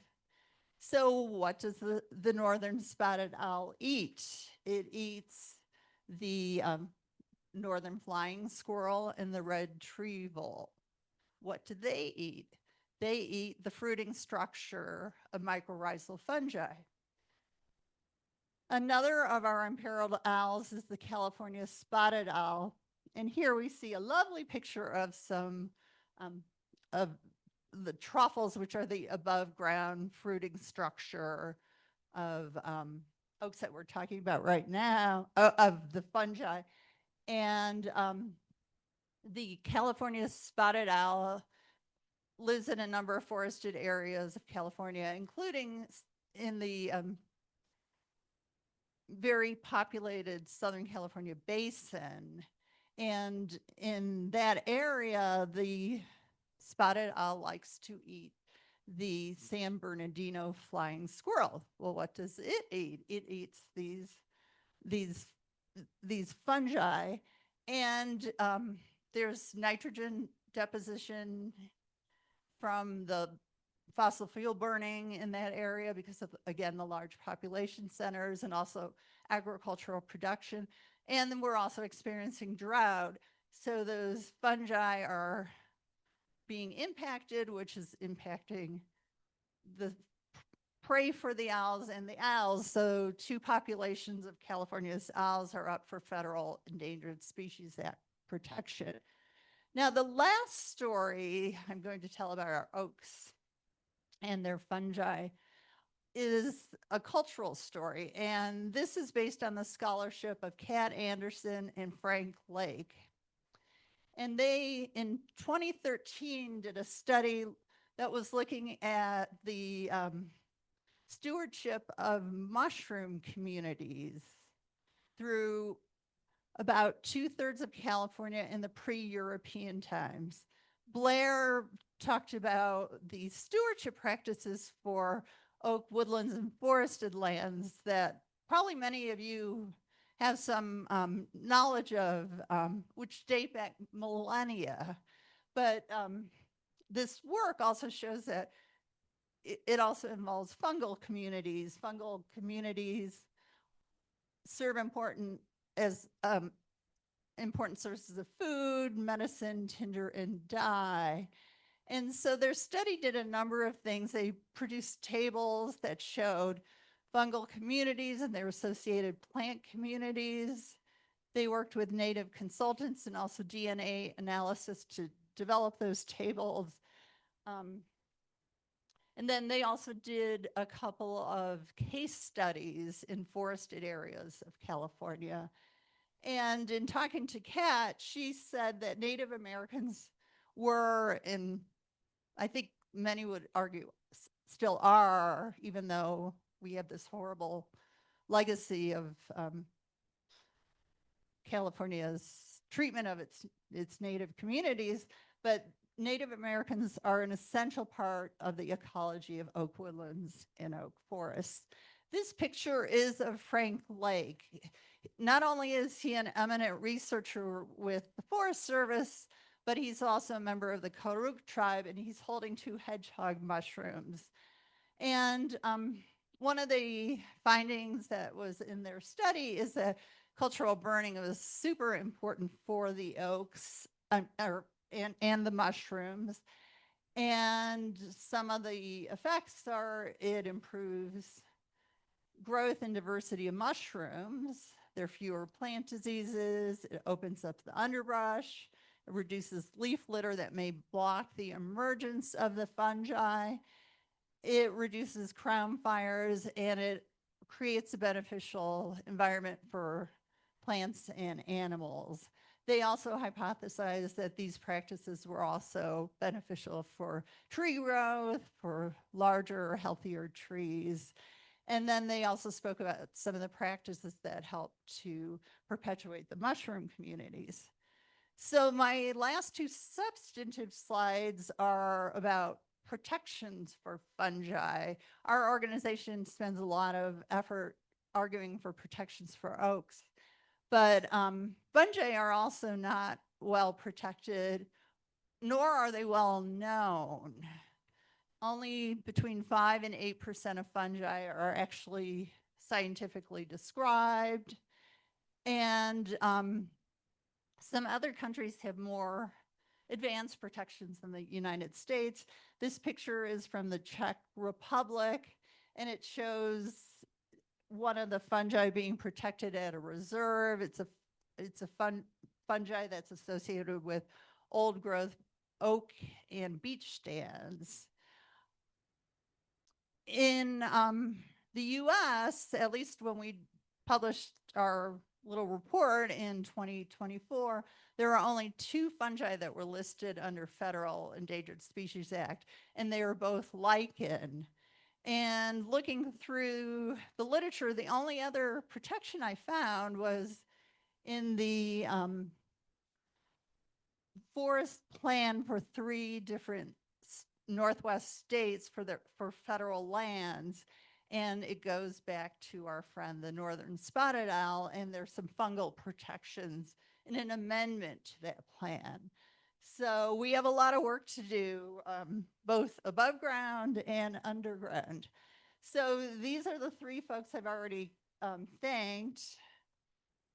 This slide should have iOS too, so I'm sorry it doesn't.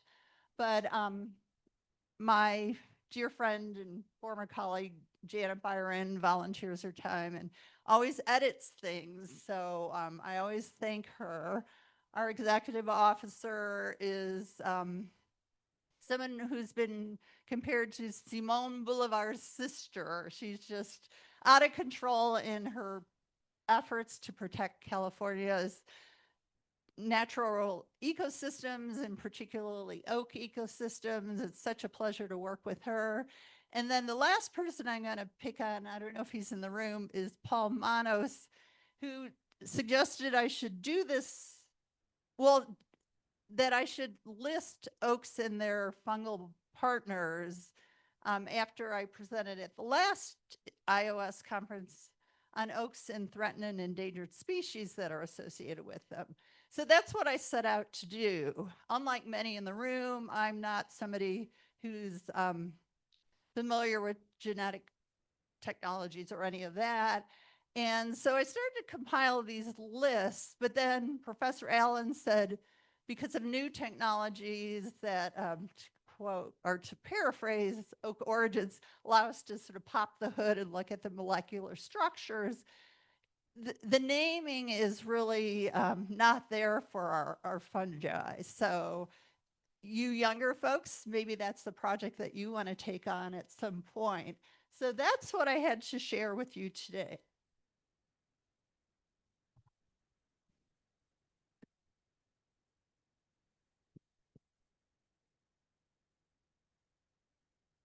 Do we have any questions?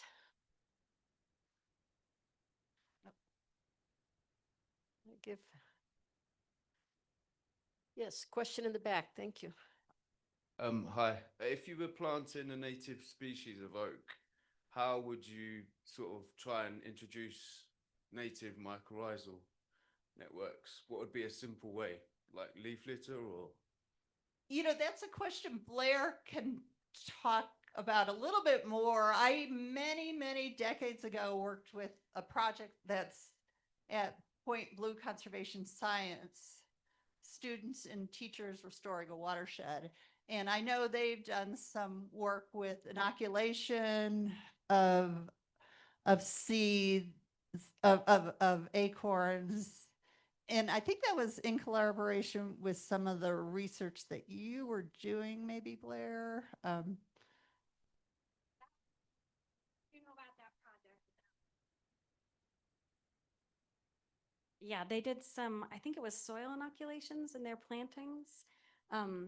We've looked at that a little bit in the greenhouse of how if we pull in the soil community with the oaks from that site, does that make a difference to their drought tolerance? And I know Victoria's done some of this in your common gardens where I think that the key is that when you move the soil communities, you're also moving pathogens, and we have to be careful about doing that as we also want to move beneficial mycorrhizae. Do you want to add anything to that?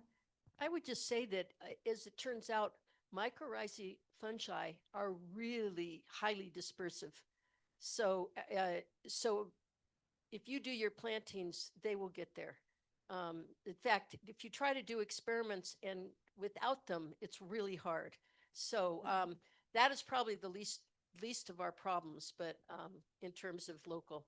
I could talk more on that, but I don't want to distract. Any other questions about, yes, go ahead. Just add one sentence to the mycorrhizae bit. So if you're trying to plant the trees in a place where you aren't going to get a lot of spores floating in there, you can just take fruiting bodies of known ectomycorrhizal species and cut them up in pieces and throw them around. Mm-hmm. Good. Great. Okay, thank you very much for a very informative talk.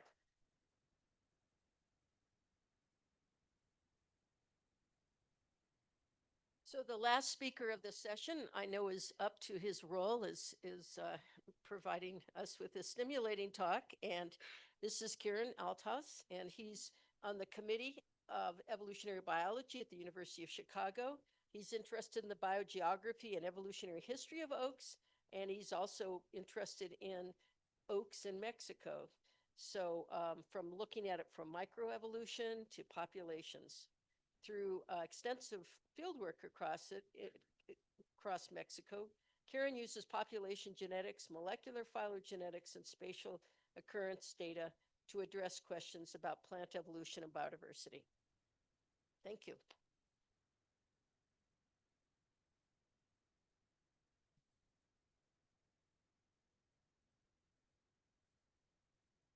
All right, thanks, Victoria. Wow, that's what I sound like? Jeez, all right. All right, well, thank you for sticking with me until lunchtime. I know we're all hangry, maybe a little bit in the crowd, but I hope this will be stimulating and we'll get into some awesome lunchtime conversations. Well, hi, everyone. My name is Kieran Althaus. It's nice to meet you. I'm a fourth year now PhD student at the University of Chicago with Dr. Andrew Hipp, and I'm interested in oak evolution broadly, and Mexican oak evolution specifically. And before I start talking about Mexican oaks, I want to zoom out and start my talk on an island located in the Arctic Circle. It's a small island called Axel Heidelberg Island. Currently, Axel Heidelberg Island is home to about 100 plant species, rarely getting above a few centimeters tall. They're all adorable little cushion plants now. People very rarely go there, but rewinding the clock about 45 million years, Axel Heidelberg Island was home to a beautiful temperate forest that we would recognize today. Trees galore, conifers, pines, metasequoia, cypress trees reign supreme, now only evidenced by their fossil trunks and cones. And of course, we get our very first introduction to the white oaks, and specifically we can see a fossilized white oak leaf right there in the bottom left-hand corner, which is quite spectacular. These fossil sites come about during a time of the Middle Eocene, which is what we call that, which is before the Antarctic ice sheets formed at the poles, before North America met South America, and just as the Indian subcontinent came ramming up into the Himalayas to form the Himalayan mountains. From this time onward, the Earth began to cool. Glaciers began to build up at the poles, pushing temperate lineages further south to southern latitudes, perhaps creating one of my favorite floristic disjunctions, the North American Mesoamerican temperate forest disjunction, where we see commonly shared taxa, such as Quercus, Pinus, Fagus, etc., shared between Eastern North America and Mexico's montane temperate forests, separated by the lowlands of southern Texas. The original hypothesis for the formation of this disjunction and for the separation of the Mexican and the Eastern North American flora is this temperature decline from the Eocene to the Oligocene, about 50 million years ago to 30 million years ago. And while many of these lineages, as you can see, made it to montane temperate Mexico, only one diversified like crazy, like the oaks. They found their way into a striking variety of habitats from Baja California Sur, the Sierra Madre Oriental and Occidental, and down into the cloud forests in Oaxaca, and into a variety of forms as shown by their striking variation in leaf morphology. They now have come to dominate the temperate forests of North America broadly. This here is a heat map of oak diversity that I generated across North America broadly, with darker colors like red signifying more species. In the past 10 to 15 years that Andrew and colleagues have been collecting oaks, and many other colleagues, of course, in a much longer period of time, we've learned a few interesting things about the broad scale biogeographic patterns of evolution of the Mexican oaks. First off, the red and the white oaks both share common ancestors in Eastern North America, which signifies to us that they came in, that all the Mexican oaks are descendants of Eastern North American ancestors, as opposed to Californian and Western North American ancestors. We know that there are many shifts in leaf morphology, oftentimes from lobed leaves to entire or other kinds of crazy leaf shapes. And given that we know from Janine's work that leaf morphology is closely tied with the ecological niche, it's no surprise that we also see oaks in a large diversity of habitats here in Mesoamerica. Disregard this figure. This is a figure of Floridian oaks, not of Mexican oaks. And given what we know we can inform the questions that form the basis for my first chapter of my dissertation, what we want to know about Mesoamerican oak diversity, specifically when clades arrived in Mexico, so the time, where did they migrate throughout Mexico, how did they move around to occupy the current distribution, and what role did mountains play in that diversification process, as previously highlighted by Janine. And given the limitations of our sampling previously, we now have a big enough genetic database, occurrence database of our herbarium specimens to answer lots of these questions, which is really, really exciting. So to answer the first question, when did oaks arrive into Mexico?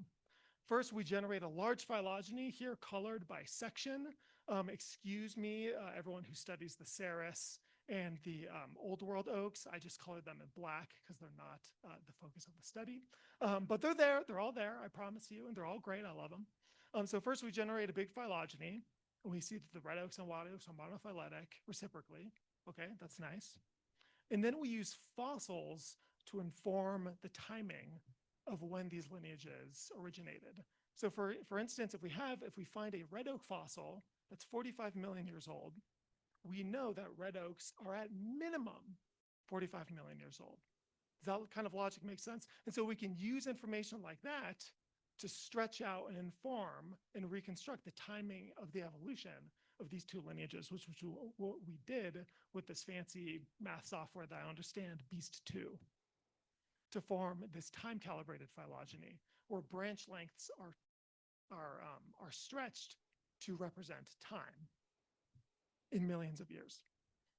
And so from here, we can very simply answer our first question. We can look at where the Mexican red and white oak clades start, look down to the little time bar, and say that Mesoamerican red and white oaks originate sometime at the tail end of that global cooling during the Oligocene Miocene area with big confidence intervals, right?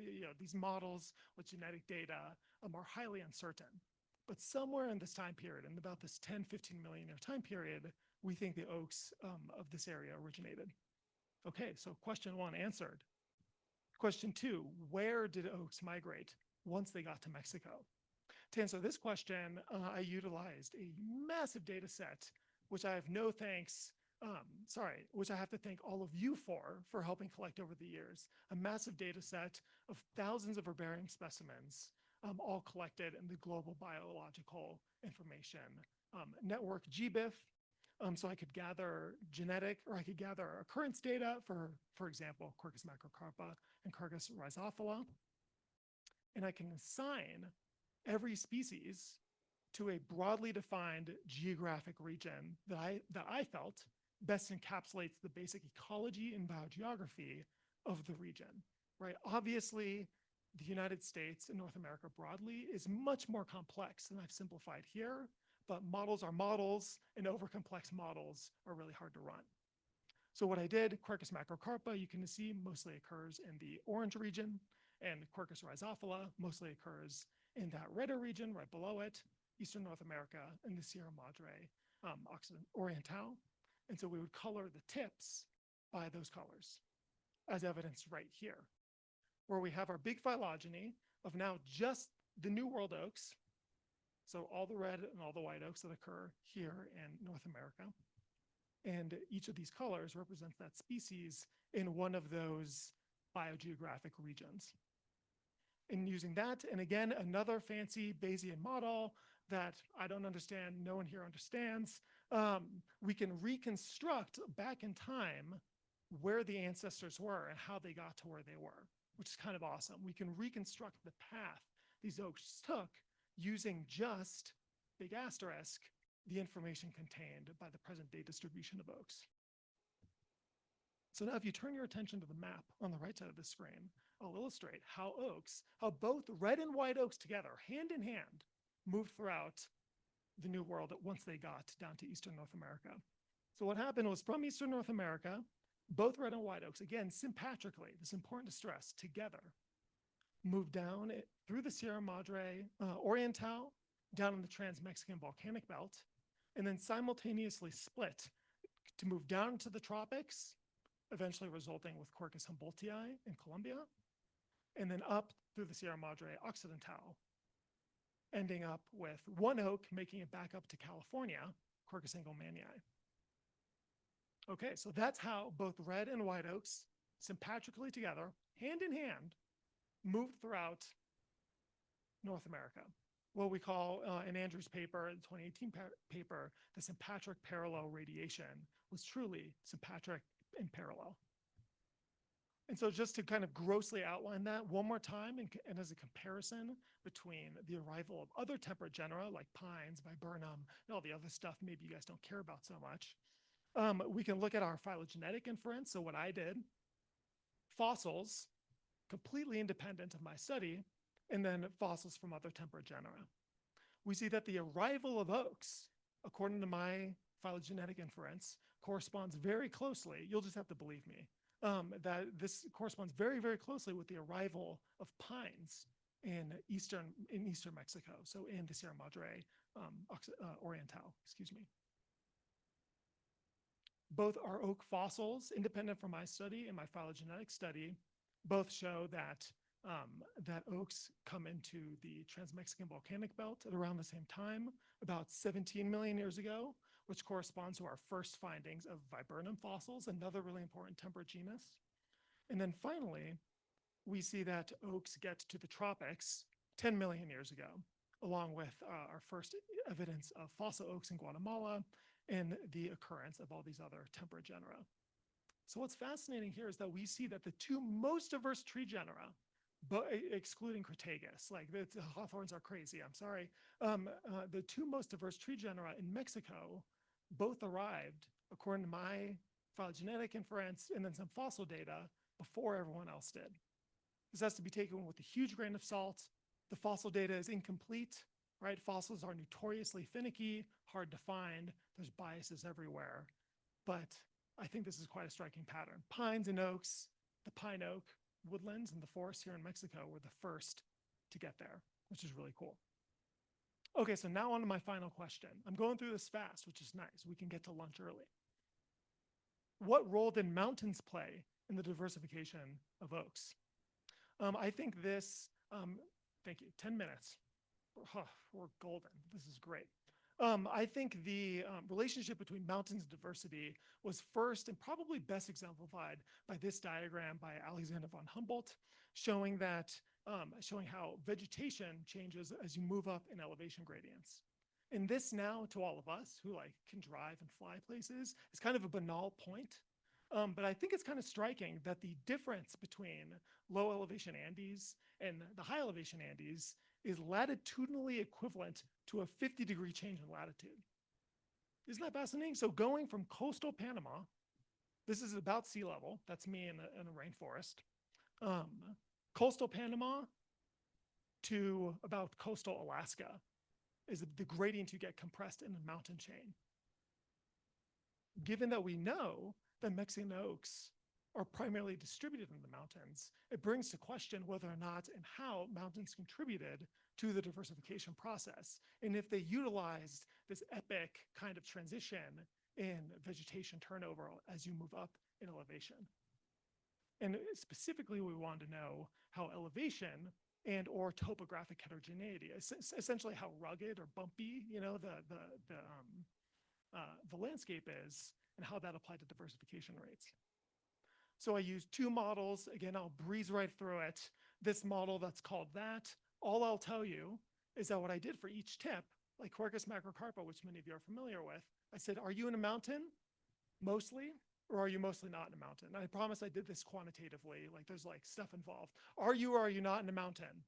Not in a mountain. Great, you're not mountain. You're green colored. Quercus rhizophila, mountain, not mountain. Mountain, okay, you get the orange color. And so doing that, we can then reconstruct the ancestral states once again and associate the rate of splitting to being in either mountains or lowlands. So we can get a diversification rate for being in the mountain or lowland habitats.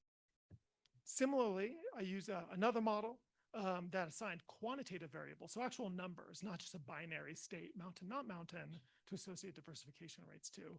First off was the mean elevation of a species occupied. So using the GBIF occurrence data I had, I calculated the mean elevation of each species and try to relate that to diversification, as well as this metric called terrain ruggedness index, which is an estimate of how variable the terrain is. No surprise here, and in fact, Janine totally beat me to the punch. Mountains are associated with higher diversification rates, and specifically the clearest signal is terrain ruggedness, so how variable the terrain is. And I just want to build the intuition for this finding real quick. There's two reasons why we'd expect mountains/terrain ruggedness to increase speciation rates. First, mountains compress the spatial scale of environmental gradients, as outlined by Alexander von Humboldt in my pictures of Panama and Alaska earlier in the talk. So this might allow ecological differentiation along a much, much smaller spatial scale, right? Moving up 100 feet or 200 feet in elevation is equivalent to moving a couple degrees latitude. And second, complex landscapes like mountains can create discontinuous patches of suitable habitat, thus creating barriers to gene flow among adjacent populations. So think of Quercus and Cygnus cloud forest populations that are separated by rugged habitats, little islands of cloud forest, all separated and they can't mate with each other, or at least it's harder to mate with each other across populations. Okay, so I wanted to talk about just very briefly what I think is, thank you, what I think is next, or what I think is really interesting just from my studies in Mexican oaks. You know, it's very rarely that you get a captive audience of really smart people who are stoked on oaks. So I wanted to pitch ideas out to all the grad students in the room that I don't have time to do and see what sticks. So first off, stemming from my research, it's a little unclear on the actual population genetic level whether or not lowland populations have increased gene flow among populations than mountain populations. If my hypothesis is right, then being in a mountain, you'll be less connected to nearby populations as a result of the terrain ruggedness. So Ken Oyama, Antonio, Hernando have been collecting this genetic data in Mexico for years. So now there's a huge pool of population genetic data that a grad student somewhere in the crowd can use to test this very basic question with. The second thing that is really informed from Janine's work is what role has divergent ecological selection or ecological speciation played in generating Mexican oaks diversity, given that we see that close relatives occupy distant niche spaces, species in similar climates have matching or very similar responses to those climates, and species in similar environments share similar physiological responses to those environments. So I think that would be a really interesting question, perhaps best answered by clades such as the Quercus laeta complex, Quercus microphylla complex, the Racema flori, etc. Let's talk at lunch. And the third thing is what are the selective and genetic mechanisms for generating the parallel trait evolution we see in sympatric red and white oak. So if you don't know what I'm talking about, here's a picture of a red and white oak, Quercus skinneri and Quercus corrugata. Maybe corrugata is not even species. I don't know. This is Tucker, blame Tucker. You can see these two species of oaks, red and white oak, with very, very similar leaf phenotypes, but they're obviously separated by millions of years of evolution, occupying the same habitats. Here again with Quercus gregii, this is a little less easy to tell, but Quercus gregii and Quercus michiwanensis. Each pair with quite similar morphologies and quite similar environments, they occur sympatrically, but quite distinct evolutionary histories. I would like to take a moment to thank all these people. I'd like to thank my committee, Andrew Hipp, John Novembre, Trevor Price. You guys are epic. Thank you. Thank you for everyone who's given me money. The iOS for being such an awesome resource and community over my last 3 years of my PhD. And then I'd like to specifically thank a couple of my co-authors. I'd like to thank Andrew. I'd like to thank Paul. I'd like to thank Janine, Hernando, Antonio, and Socorro. Here, I wrote like a little thing actually, because I wrote this a little earlier. I didn't want to forget. I want to thank you all for your collaboration, your mentorship, and dare I say, our friendship. Maybe some of you don't consider me a friend. and for all that you've done for me in facilitating my work in Mexican oaks. And it's definitely without you that I would know nothing about oaks if it weren't for all of you. So thank you for listening.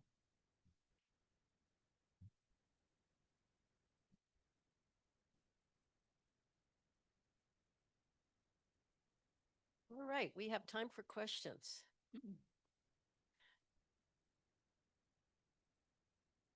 I know people are going, don't ask, we got to go to lunch. But come on, thank you. Go ahead. Yes.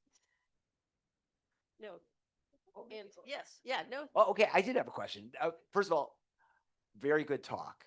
I was wondering, Alan Graham's fossil assemblages in Mexico and Central America don't show oaks or pines showing up first. Can you just talk through that argument a little bit more clearly? Yeah, well, Alan Graham, for those of you who don't know, still somehow the best work, I think, I'm not a fossil guy, so please, fossil people, correct me if I'm wrong. The best fossil work is Alan Graham, 1999, and then his book in 2011. I think that's very good, epic fossil work for North America and the assembly of North American flora. But a few studies have come up here and there, kind of buried in what I think are kind of obscure journals that have found what I think is good evidence for oaks and pines a little bit earlier that substantiate earlier arrivals of fossil oaks and pines. There's recently a good pine paper published in PNAS, Spatial Temporal Something of Pines, in which they use some fossils and phylogenetics to get some of the dates, some of these earlier dates that I used in my figure there. Does that answer your question, Andrew? Okay, great. I'll take that. Okay, question back there, and then over here. No, it's Dr. fair. Manos. No, Well, okay, go ahead. no, just there's no evidence at all that there is genetic changes between white and red. No. That's a great question. I didn't talk about this at all. I did run some introgression analysis on big phylogeny and then for the red and white oak separately. And currently, according to the rad-seq phylogeny, there's no evidence of genetic exchange in the history of red and white oaks between the sections. Yeah, there's plenty within, but I just didn't talk about that. Yeah, nothing between them. Right behind Good you, question. right there to the yes, and then Great talk. Thank you. Thank you. I have a question about, I understand that diversity in niches, no? Generated by the of the terrain. But what I have observed here in central Mexico is that also the relation with volcanoes, no?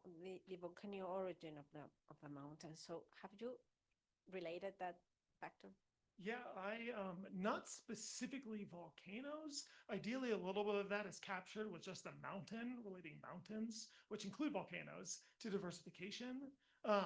And there is, so I didn't look at volcanoes or think specifically about volcanoes. And there's a little bit of work that ties the kind of unique soil property in the dacic soils of volcanoes to the divergence of one group of red oaks, the racemiflori, so Conzatii, Quercus jonesii, and stuff like that, to the diversification of that group.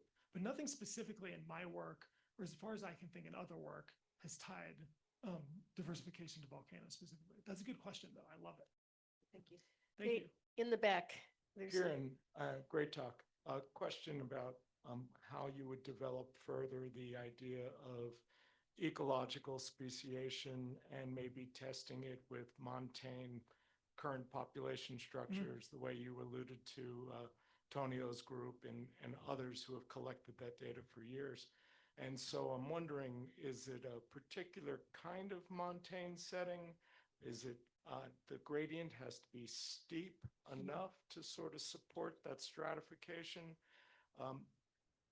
What other measures of like standard genetic diversity might you think about if you were going to start going through species and their population structure from montane to lowland to make that comparison? That's a great question. And so you're referring to my first question that I posed with genetic connectivity between lowlands and mountains. So the basic, let me write the study for you right here. Take notes. What I'm thinking is you gather a bunch of data for a bunch of lowland and mountain species populations, and then you just compare isolation by distance between these populations. And if my theory, I mean, the theory that many people developed before me holds, you expect you expect the slope of isolation by distance to be greater for mountain species than they are for lowland species. Of course, a lot of that is confounded by demography, right? You can get maybe small effective population sizes, confounding the inference of gene flow between populations and stuff like that. So you have to think a little carefully about like the demographic history, if there was a recent bottleneck that'll wipe out any signal, et cetera, et cetera. But that's kind of the rough study design I had in mind. Does that answer your question, Paul? Okay, great, cool. Thank you. I know. All right, so with that, I want to thank the speakers. We all were on time, and so let's thank all of them, and of course, thank Karen.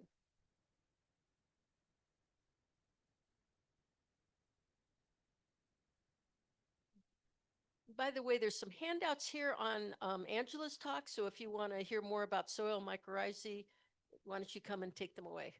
Okay, thanks.